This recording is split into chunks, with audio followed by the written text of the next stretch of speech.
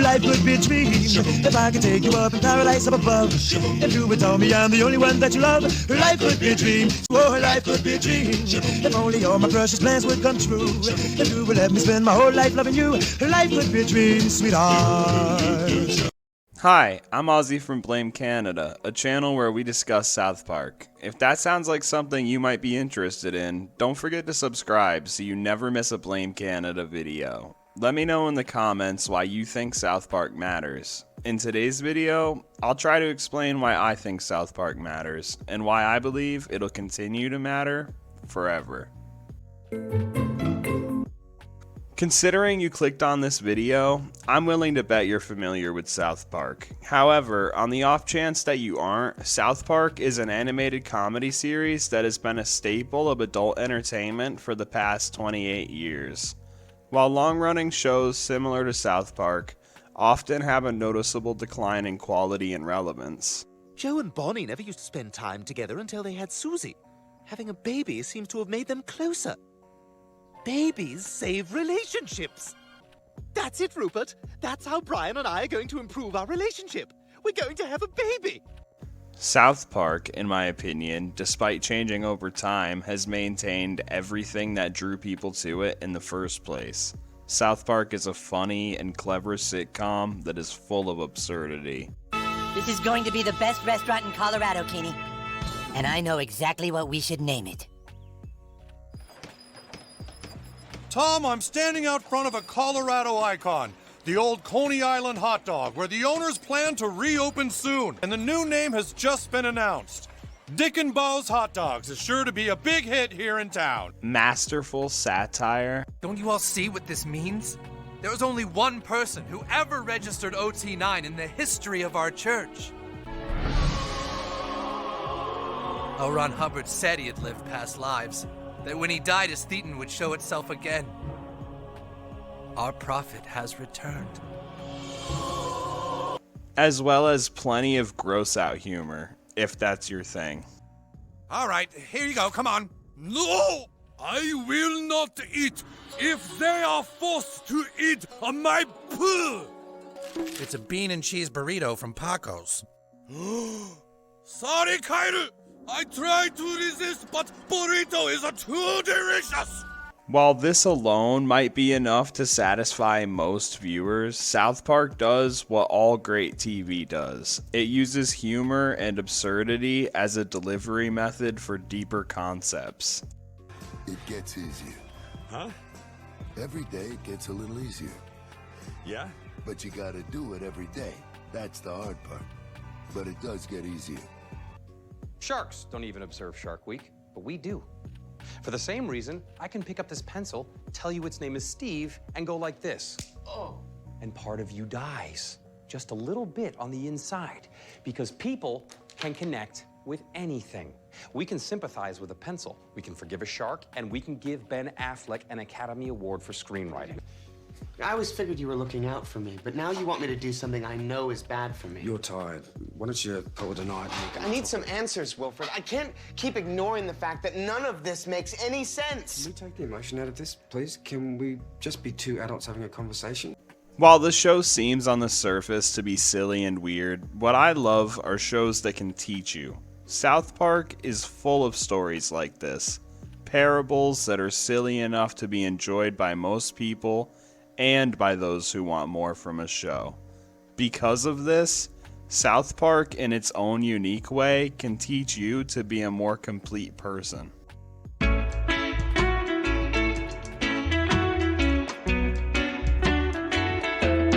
Which is a massive accomplishment for any show, let alone one as vulgar and silly as South Park. Hail Satan!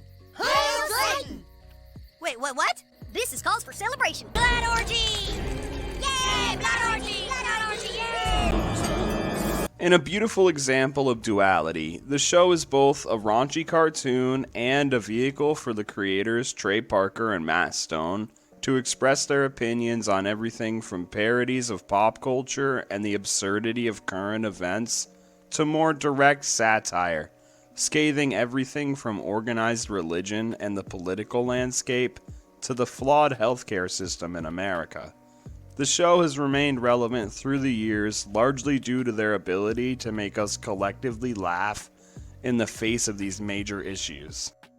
To really understand what I mean, I should explain that South Park creators Trey Parker and Matt Stone have never shied away from tackling serious issues, even in the face of controversy and, at the more extreme end of the scale, death threats from religious extremists. Now to a new controversy from South Park. South Park's spoof of the Prophet Muhammad is drawing death threats. A radical Muslim group warns the creators of South Park they could face violent retribution. The threats come from Revolution Muslim. Preemptively, we issued a threat and let South Park know that if they did, they would likely end up killed, like other people had been killed before them.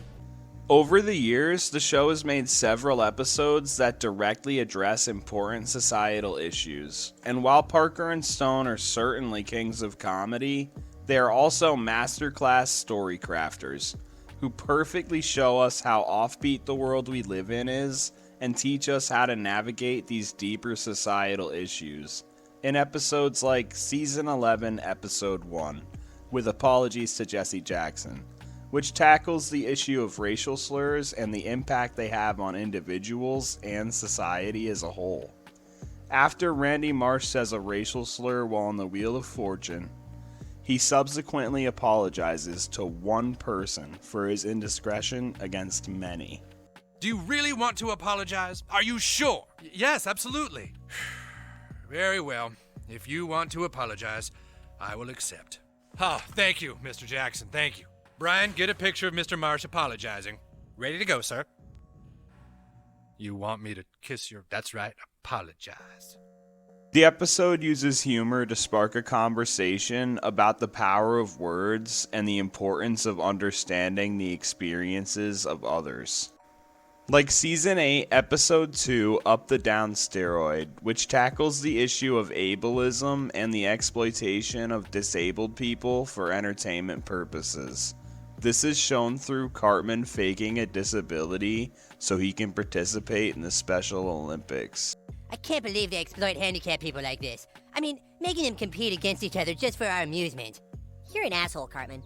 At the end of the Special Olympics, a grand champion special athlete is crowned and given a cash prize of $1,000. If somebody just pretended to be mentally handicapped, they could easily win the competition and get the $1,000. I want to be in the Special Olympics.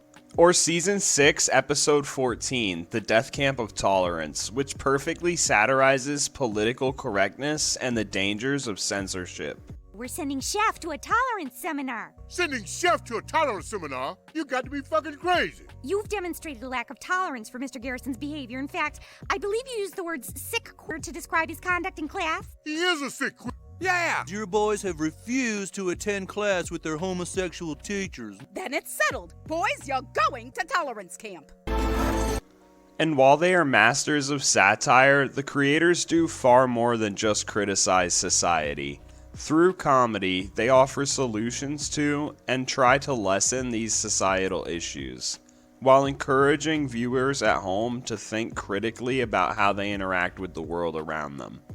For example, in Season 19, Episode 6, Tweak X Craig, South Park addresses the topic of LGBTQ acceptance by challenging stereotypes and promoting inclusivity.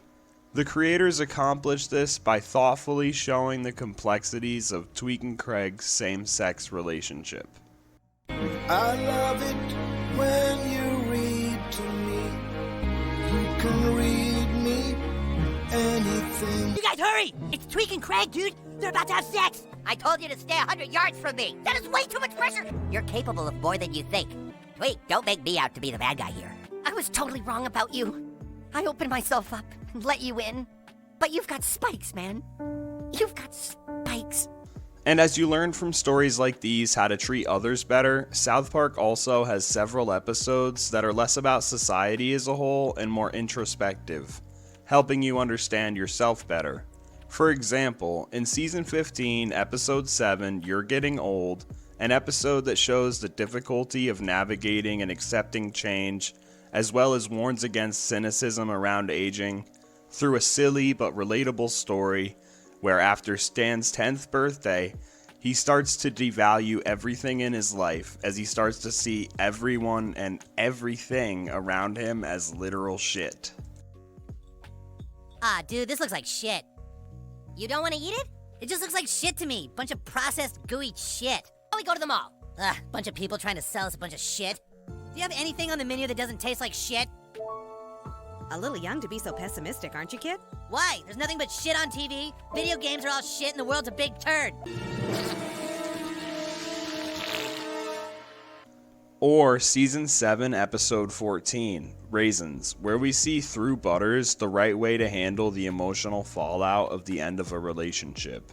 This is shown through the silly plot of Butters having a crush on a Raisins waitress, not understanding that she was only flirting with him because it was literally her job to do so. Butters Stotch, a 4th grader, gives an inspiring speech about his pain that I don't think most men could muster, perfectly showcasing a better way than being bitter. I guess you can join up with us if you want. No thanks. I love life. But you just got dumped. Well, yeah, and I'm sad. But at the same time, I'm really happy that something can make me feel that sad. It's like, it makes me feel alive, you know? It makes me feel human. The only way I can feel this sad now is if I felt something really good before. So I have to take the bad with the good. So I guess what I'm feeling is like a beautiful sadness. And Season 15, Episode 14, The Poor Kid, which deals with themes of social class and how children perceive and are affected by economic disparities.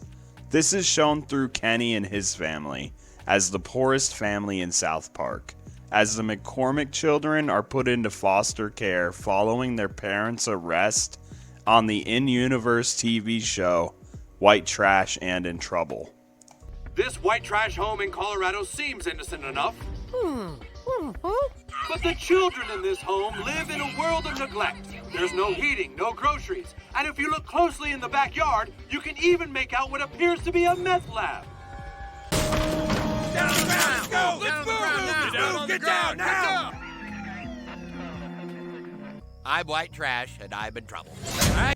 Through Kenny's protective relationship with his sister, we learn that you have a responsibility to help those who otherwise could not protect themselves, and that by being kind to others in their darker moments, you can, and should, try to momentarily lighten the load. Oh, it's you. I was wondering when you'd appear. You always come when I'm sad. You are going to be okay, Karen. You have to keep believing that. Why did my mommy and daddy go to jail? People do stupid things. Sometimes they don't realize what should have come first. But I'm all alone now. You are not alone. No matter where you go, no matter what you do, I will always be here. With nearly 30 years under their belt, South Park's seemingly limitless ability to parody and satirize our ever-changing social landscape shows no signs of disappearing anytime soon.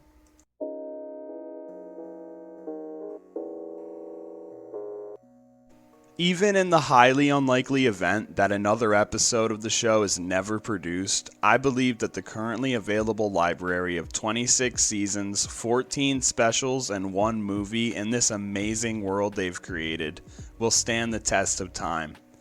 Because of what we can learn from it about the world around us, how we can better treat others and ourselves, I think South Park matters right now. And like all great art, will continue to matter forever. It's been Ozzy from Blame Canada. Thank you so much for watching my video. I'd love to hear your opinions in the comments. I know that this video is probably a little different from my usual videos, and there's a reason for that. I took a month off of this channel to work on a video about Season 1 of Wilfred that turned out to be a lot longer than I thought it would. And in that process, I realized that my videos should be more commentary forward and less of a clip show. If you want to come with me as I begin to post more about South Park, don't forget to subscribe so you never miss a Blame Canada video. Thanks again for watching. Have a great day. I can't wait to hear from you.